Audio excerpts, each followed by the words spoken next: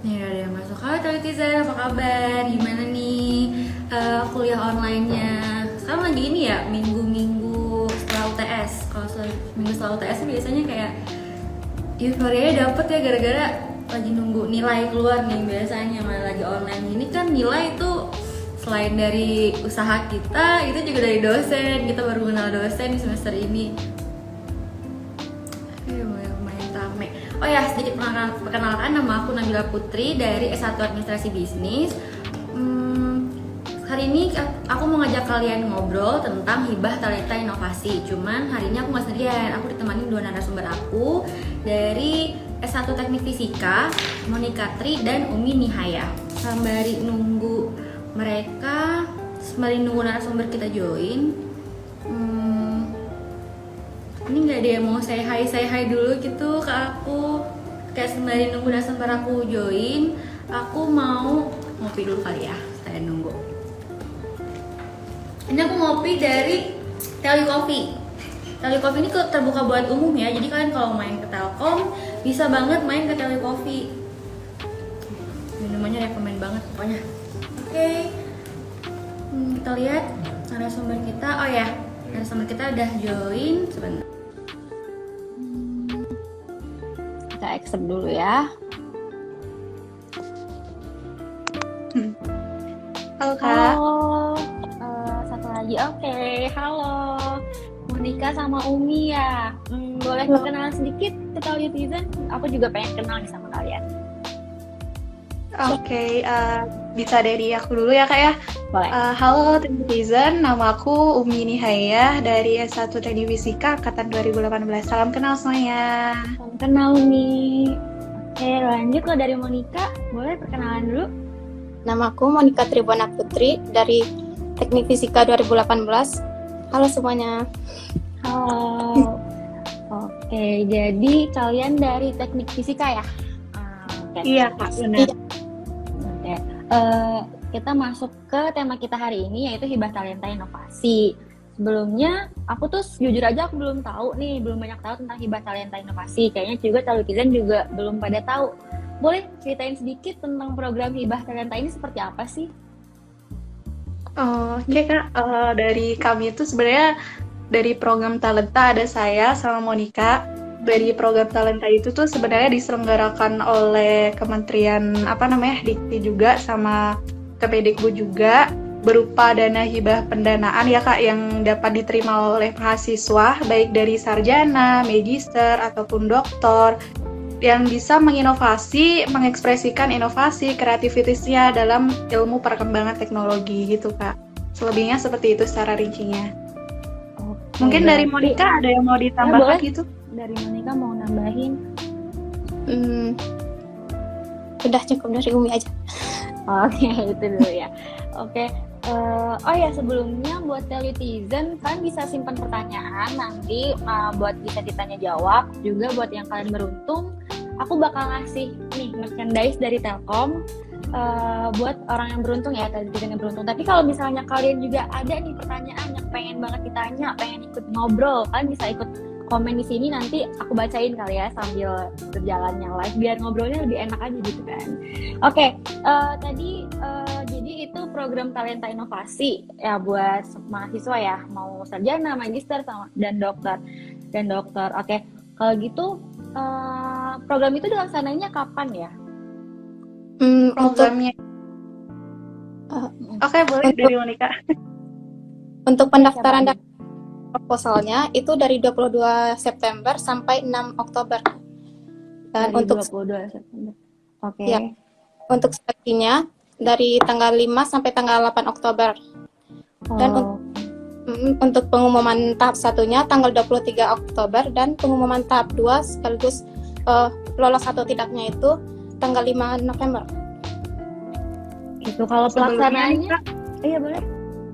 Sebenarnya kan ada tambahan nih Kak, dia sebenarnya diselenggarakan ada 2 gelombang ya, yang tadi udah dijelaskan ada gelombang 1 dan gelombang 2. Nah di gelombang 1 itu tadi udah dijelaskan juga ada beberapa seleksi, kemudian dilanjutkan karena banyak peminatnya juga ya Kak, jadinya dibuka oleh gelombang 2. Pelaksananya sebenarnya udah dimulai dari November ini, dan Desember ini dilakukan pemantauan, dilakukan secara online gitu. Oh, berarti pelaksananya secara online ya. Oke. Kalau boleh tahu nih, kalian tahu nggak kira-kira kompetitornya itu dari kampus mana aja, dari univ mana aja, atau dari ya instansi mana aja gitu? Kalau yang kalian Sebenarnya tahu. sebenarnya ada banyak banget kan pendaftar karena dibuka dari gelombang 1, gelombang 2, ada ribuan juga. Sebenarnya dari seluruh Indonesia pun ada, dari mahasiswa universitas dari Sabang sampai Merauke. Tapi kebanyakan pas kita lihat dari daftar yang berhasil lolos, banyak pendaftar itu masuk dari Universitas Gajah Mada, Indonesia, dari UPI juga ada, dari wilayah Jawa Tengah, dari Undip juga ada. Sebenarnya banyak banget kuota buat mereka buat lolos gitu, Kak. Gitu. Berarti ini ya besar ya, lingkupnya besar ya. Kalau menurut kalian sejauh ini mana sih kompetitor yang paling yang paling kompetitif gitu kalau menurut kalian sejauh ini? Kalau dari aku sih dari Universitas Indonesia sama UGM ya Kak, karena UI sama UGM ya. kayak inovasi mereka tuh kayak wah gitu. Apa tuh? Bisa nggak sih jelasin dikit atau kasih bocoran kayak kira-kira apa sih yang bikin mereka tuh sangat kompetitif gitu, yang bikin kalian kayaknya UI sama UGM ini banget deh gitu. Apa sih yang bikin kalian ngerasa kesaing sama mereka? Oh, oke. Mungkin gimana Malia? Ya, Sakumi. Mungkin dari ide atau kreativitas mereka ya Kak, karena kita dituntut untuk sesuai dengan perkembangan zaman dan bermanfaat bagi seluruh masyarakat juga ya. Dari kan kita ada beberapa subbab ya yang mereka pilih juga, mungkin dari desain atau prototype, atau mungkin daya jual suatu produk mereka tuh lebih bisa bergengsi atau lebih bisa kayak misalkan menghasilkan jangka pendek ataupun jangka panjang, dan juga bisa dikerjakan dalam waktu singkat gitu, dan inovasi mereka tuh bisa kayak berkelanjutan akan dikerjakan gitu, dan bisa untuk membantu dari perkembangan di Indonesia juga gitu. Sebenarnya sama sih kalau dari ide kita semuanya juga, mungkin dari manfaatnya sendiri gitu, ada manfaat tersendiri bagi semua univ gitu. Oh ya, sebelumnya kalian berdua itu satu tim atau gimana nih? Sendiri. Atau berbeda? Oh, sendiri. Berarti inovasinya yang dari Umi sama dari Monica beda ya? Iya. Tadi kan udah tuh dari Umi. Kalau dari Monica apa nih ceritanya? Apa yang bikin Monica ngerasa UI sama UGM itu saingan berat banget nih buat Monica? Boleh nggak diceritain sedikit? Ya kan aku sendiri bikin ngajuin proposal tentang alat prototipe gitu Kak. Jadi kayak pas lihat itu wah udah insecure sendiri, kayak berperang gitu Kak. Mana tahu inovasi-inovasi mereka tuh lebih kreatif, lebih apa gitu. Jadi tapi ya udahlah, daftar dulu aja dan alhamdulillahnya lolos. Alhamdulillah ya lolos ya. Tapi ini berapa ini yang dipilih, berapa tim yang dipilih gitu? Sebenarnya bukan tim gitu Kak, karena kita kan pribadi daftarnya per orang gitu ya. Tapi alhamdulillah dari Telkom tersebut ada gitu yang masuk 3-4 dari gelombang 1, gelombang 2 gitu. Oke. So, selain itu kan kalau kalian tahu nggak sih apa aja kira-kira penilaiannya dari mereka tuh apa gitu? Menurut dari kami ya, karena kami mengikuti dari panduan, ada beberapa penilaian ya terkait dengan pendaftaran yang bisa lolos seleksi, terutama dari administrasi. Karena administrasi menurut kami itu penting gitu. Karena di administrasi dicantumkan surat rekomendasi yang harus ditandatangani oleh dekan. Nah, itu sebenarnya sebagai poin agar kita bisa lolos ke selanjutnya, itu hal yang terpenting gitu. Terus selanjutnya itu ada dalam hal penilaian dalam proposal untuk kita lolos ke berikutnya. Dalam proposal tuh kita harus menyiapkan beberapa deskripsi yang mungkin kreatif dan mungkin bisa bermanfaat untuk masyarakat gitu dan bisa dikerjakan dalam waktu target yang ditentukan. Misalkan dikerjakan dalam Desember. Jadi kita membuat sebuah desain atau prototipe tuh yang bisa dikerjakan di Desember tersebut dan juga manfaatnya itu bisa kita rasakan di jangka panjang gitu. Dan dalam penilaiannya tuh Kak, sebenarnya ada beberapa macam gitu. Karena ada beberapa subbab yang diajukan perlombaan gitu, jadi tergantung. Misalkan ketika ada mahasiswa yang memilih bagian kayak karya ilmiah, mungkin disitulah dinilai berapa aslinya karya ilmiah tersebut, berapa inovasinya gitu. Dan mungkin dalam bentuk desain prototipe juga seberapa bermanfaatnya gitu, dan juga dalam desain kayak daya jual produk gitu, produknya tersebut bisa buat masyarakatnya daya jualnya itu berapa, ataupun dari bisnis juga bisa gitu. Dari penilaiannya ada beberapa macam subbab gitu Kak.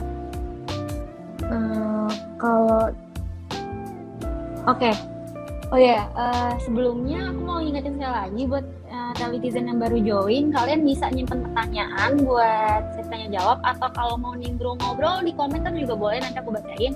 Dan yang beruntung aku bakal ngasih merchandise menarik dari Telkom buat telitizen yang udah berani menanyakan. Oke, lanjut ya. Tadi ngebahas tentang karya ilmiah. Nah, kalau boleh tahu, emang apa aja sih yang dilombakan di Hibah Talenta ini? Kalau dilombakan itu gitu. Kita kan ada beberapa tuh dari sarjana, magister, dan doktor, rata-rata tuh sama berkaitan dengan penelitian. Selain karya ilmiah, biasanya ada dalam artikel yang dipublish juga bisa. Kemudian ada desain atau prototipe, kemudian ada desain produk untuk daya jualnya, kemudian ada kayak bisnis merek dagang gitu, atau bentuk dalam sertifikasi juga bisa gitu Kak. Ada beberapa subbab sendiri. Oke, berarti di UMI milihnya karya ilmiah ya? Kalau dari kami kebetulan dua-duanya di desain prototipe. Oh, dua-duanya desain prototipe. Kalau boleh tahu, kalau pengen nge-spill dikit nih, kalian bikin apa? Kalau boleh di-spill dikit. Dari Monica dulu, coba. Boleh dari Monica juga boleh. Itu sebuah alat yang microbial electrolysis cell, yaitu sebuah pendekatan yang untuk memproduksi hidrogen dari bahan organik. Jadi nantinya hidrogen ini akan dipergunakan untuk bahan bakar kendaraan. Keren ya. Kalau Umi sendiri apa tuh? Sebenarnya hampir mirip Kak, tapi fungsinya beda. Kalau yang Monica kan sebagai bahan bakar gitu kan. Kalau dari saya tuh sebagai produksi listrik gitu. Contoh simpelnya itu ketika baterai gitu. Baterai yang kita tahu kayak baterai ABC gitu. Nah, kita tuh bikin dari sebuah baterai gitu. Intinya kayak baterai dari sumber dari limbah yang dibuang, kayak misalkan limbah industri atau limbah tekstil gitu. Nah, kemudian kita bisa manfaatkan dia menjadi sumber energi listrik gitu. Jadi ketika ada dua intinya dari limbah tersebut, kita bikin sebuah proses elektrolitisnya sehingga bisa ngasilin produk listrik walaupun masih dalam kategori skala kecil gitu. Nggak bisa gede seperti energi yang lainnya gitu. Tapi semakin itu kan hal yang menarik gitu Kak, yang baru diteliti juga gitu. Walaupun udah lama, tapi kan masih harus kita teliti berapa limbah sih yang harus kita produksi gitu. Berapa limbah yang bisa ngasilin listrik atau media apa aja gitu. Biar kita tuh nggak tergantung banget sama energi fosil yang lainnya gitu. Kita bisa beralih ke energi yang bersih gitu. Oke, keren banget. Sebelumnya Monica sama Umi kan ngebahas tadi tentang pengganti bahan bakar, pengganti listrik gitu ya. Kira-kira apa sih yang memotivasi kalian sampai kalian kepikir pengen bikin itu gitu? Apa sih alasannya? Sebenarnya kalau latar belakang pertama karena diproduksi listrik Indonesia ya Kak, karena kita dulu selalu kita ke fosil kayak minyak bumi, batu bara, kan itu menghasilkan banyak emisi atau karbon dioksida yang lebih tinggi gitu. Makanya kita dari dari kebijakan juga ada kan mengeluarkan tentang EBT energi baru dan terbarukan itu. Misalkan ada matahari, air gitu. Jadi kita punya inovasi gitu loh, kayak limbah yang terbuang di air atau limbah yang dibuang di lingkungan ternyata bisa kita manfaatkan gitu, nggak mencemari, misalkan kita buang di sungai, nggak mencemari kehidupan adanya di sekitar sungai gitu. Jadi kita bisa manfaatkan si limbah tersebut diolah agar bisa menghasilkan produksi listrik gitu. Jadi itulah motivasi kita biar bisa dari hal yang terkecil, dari hal yang sepele itu kita bisa mengembangkan menjadi yang lebih baik tuh. Keren banget. Bisa nih buat motivasi teman-teman di rumah juga, teman-teman netizen yang mulai mengurangi limbah ya. Keren banget, keren banget. Oke. Aku mau nanya sekali lagi deh. Pasti dari kampus ada dukungan dong, ada dorongan. Nah, kira-kira apa sih dukungan dari Telkom buat kalian? Dari Monica atau dari siapa yang mau jawab nih? Boleh Monica deh ganti-gantian. Peran kampus itu kerasa pas ini Kak, pas persyaratan administrasi. Waktu itu kan kita daftarnya udah mepet-mepet mau penutupan ya Kak. Jadi itu sangat harus minta tanda tangan dekan, harus minta tanda tangan dosen, kaprodi, dan dari situ kerasa banget kalau ada kampus berperan penting di saat itu, karena pas diajuin langsung ada responnya dari kampus Kak. Oke, berarti di kampus mempermudah kalian ya. Oke. Dan juga pingin nambahin Kak, kampus juga kayak komunikasi gitu di antara Dikti sama kitanya gitu, karena penyaluran dananya juga difasilitasi, maksudnya diantarai oleh kampus gitu. Jadi ketika Dikti untuk ke kampus kemudian disampaikan ke kita. Jadi kayak komunikasi kan lebih penting. Nah, dari fungsi si kampusnya sendiri juga bisa membantu kami gitu. Oke. Dari hibah talenta inovasi ini yang kalian dapatkan hadiahnya atau apanya tuh kalian salurkan kemana nih kira-kira? Apa kalian langsung realisasikan sama yang kalian inovasikan atau gimana nih? Untuk sejauh ini rencananya langsung direalisasikan untuk prototipe yang akan digunakan Kak. Oke, keren ya, udah kepikiran jauh sampai ke sana. Oke, ini Telitizen belum ada yang mau nanya nih kepada Monica sama Umi nih tentang hibah talenta inovasi. Tadi mereka berdua bikin inovasi buat menggantikan limbah, menggantikan minyak bumi, menggantikan ya tenaga listrik ya. Cari jalan keluar lain. Kira-kira ada nggak sih yang mau kalian tanya di sini? Sekalian aku baca-baca nih sebelum buka sesi pertanyaan. Oke, sambil nunggu pertanyaan dari Telitizen nih, aku mau nanya dong. Kira-kira apa aja sih yang kalian perlu persiapkan buat hibah talenta ini? Sama tipsnya deh kalau bisa. Siapa tahu ada Telitizen yang mau daftar, mau ikutan tahun depan yang punya inovasi ya kan? Apa nih tipsnya dari Umi sama Monica? Iya. Gimana Monica? Yang pertama kan persyaratan administrasinya Kak. Terus proposal yang sesuai inovatif gitu. Terus persiapan prototipe yang akan dilakukan dengan perancangan ya, dan sistem yang bisa dikerjakan yang dalam rentang waktu yang ditentukan. Oke. Kalau tipsnya? Tips simple aja gitu buat Telitizen ke depannya kalau mau ikut ini jangan lupa apa gitu. Tips kecil-kecilannya aja biar bisa kayak kalian nih. Apa nih kira-kira?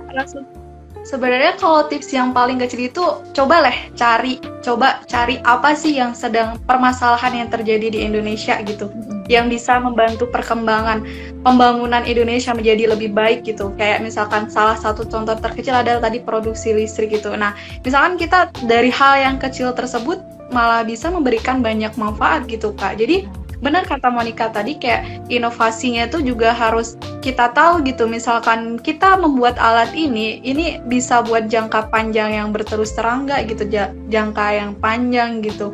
Jadi ya kayak misalkan kita kasih tips kayak kita ngambil energi terbarukan. Nah itu kan sebuah kayak misalkan permasalahan yang sedang di Indonesia yang dari tahun kemarin sedang digempar-gemparkan, ingin EBT di tahun 2000 mendatang 2025 kayak 23% harus menggunakan EBT. Nah, seperti kayak gitu. Kita mencari sebuah permasalahan simpelnya yang sedang ada terjadi di Indonesia dan sedang harus ada perbaikan gitu, Kak.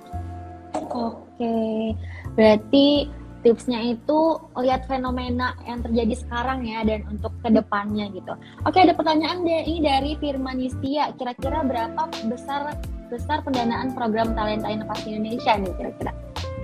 Sebenarnya banyak variasi, Kak. Kalau kita milih kayak karya ilmiah nih, nanti ada sendiri, misalkan maksimalnya dapat 5 juta gitu. Misalkan kita pilih artikel atau publikasi, nah misalkan dapat 3 juta sampai 7 juta. Nah misalkan kita yang dapat desain atau prototipe, karena kami memilih desain atau prototipe, atau desain produk juga, ngasilin suatu merek dagang itu biasanya sampai ke 10 juta kalau buat sarjana. Tapi ada yang 20 juta juga, dia adalah bentuk produk yang menghasilin sertifikat dagangnya, merek. Nah, biasanya itu ngasilin dapat dana hibahnya 20 juta. Jadi banyak sih variasi buat kita dapat dana bantuannya gitu. Ya. Oke. Berarti sebagian besarnya dana itu langsung direalisasikan ya sama prototipenya. Oke, ini ada lagi yang mau bertanya. Kalau menurut kalian buat pesan buat netizen ke depannya gimana nih? Tentang hibah talenta ini. Kalau misalnya punya ide atau inovatif, jangan malu untuk mencoba. Setidaknya kalau tidak bisa jangan pikirin lolos atau tidak dulu, tapi seenggaknya coba ya. Awalnya aku sendiri juga coba-coba, Kak. Awalnya coba-coba, tahunya dapet ya kan, nggak ada yang tahu ya kan. Jadi yang penting jangan disimpan sendiri ya itu talenta. Kalau ada inovasi, mending langsung disalurkan. Itu guys, teman-teman netizen. Ada lagi nih yang nanya dari Rafika Oktaviani. Biasanya penilaian untuk satu karya ilmiah itu apa saja? Pengen kalau bisa dibantu jawab.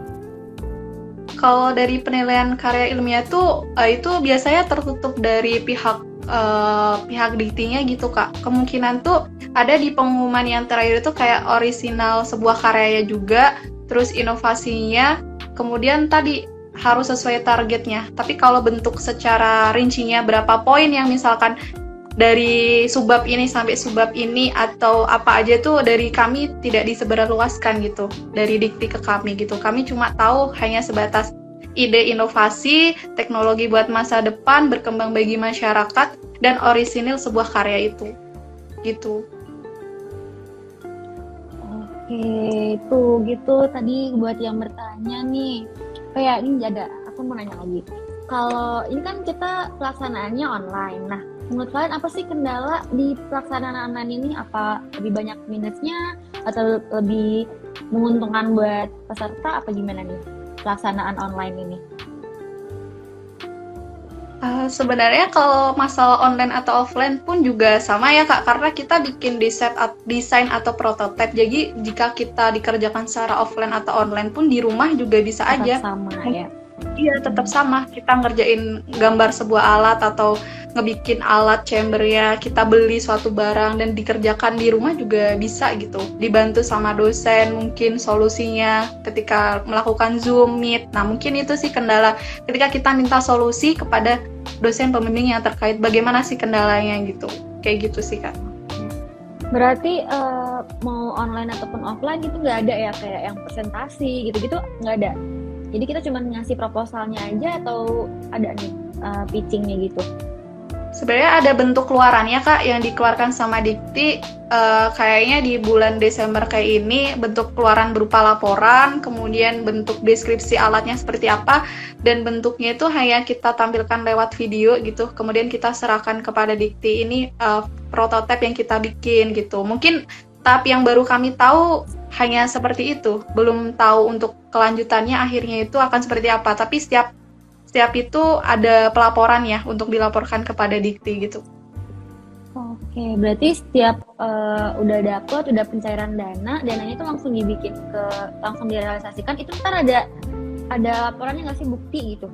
Ya, ini udah dibikin nih atau dikasih deadline sekian bulan misalnya untuk laporan hasil kerja nyatanya gitu, apa enggak ya proposalnya aja dulu atau gimana? Ada Kak, tetap ada laporan Ada. laporan yang kita sampaikan ke Dikti gitu. Oke. Nih pertanyaan baru lagi dari Firman Yustia. Kak, untuk fenomena alam, apakah tidak ingin membuat suatu karya ilmiah yang bisa mendongkrak buruh tani atau petani di Indonesia? Karena yang saya lihat buruh tani di Indonesia jarang sekali ada upgrade gitu. Itu pertanyaan dari Firman. Itu pertanyaan atau pernyataan buat saran gitu ya Kak? Mungkin lebih tepatnya saran ya, atau kayaknya kalau Firman punya inovasi sendiri kayaknya boleh tahun depan ikutan. Kayaknya terbuka buat Boleh semua sih, Kak. mahasiswa ya, mau itu S1, S2, S3 ya, berarti Firman bisa nih ikutan. Kalau dari Monica dan Umi sendiri udah punya konsep masing-masing nih, mohon maaf sebelumnya. Oke, pertanyaan selanjutnya dari Marifah HTN. Izin bertanya, ini program hibah talentanya untuk sarjana saja atau ada yang diploma 3? Sebenarnya ada sih Kak syaratnya sarjana terapan juga, yaitu dalam bentuk, bentar saya cek dulu. Sebenarnya ada beberapa dari Politeknik juga ada Kak, kemarin pengumumannya juga. Dan berarti dari kayak terapan juga ada diploma. Gimana Monik? Ada yang dari D3 kemarin dilihat. Iya. Yang Kayak gitu ya.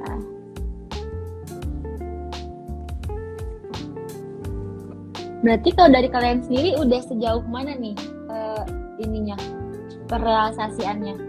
Udah berapa persen nih kira-kira? masih merancang-rancang alatnya, Kak. Perakitan alat. Oh, masih di develop ya. Kira-kira kapan nih bisa dipublikasikan buat umum juga? Mungkin sesuai target dari Diktinya juga ya Kak, kita ditargetkan buat Desember gitu ya. Semoga dari kendala-kendala bisa lah bikin alat sampai Desember itu. Amin, semangat ya buat kalian. Oke, ini buat Telitizen ada lagi yang ingin bertanya. Jangan lupa bertanya ya, soalnya aku punya hadiah menarik buat kalian nih dari merchandise-nya Telkom University. Bisa dikirim ke rumah kalian masing-masing, nggak usah nunggu lagi, tinggal datang depan pintu kalian nih. Syaratnya cuma nanya aja. Nanya nih sama Monica dan Umi tentang hibah talenta.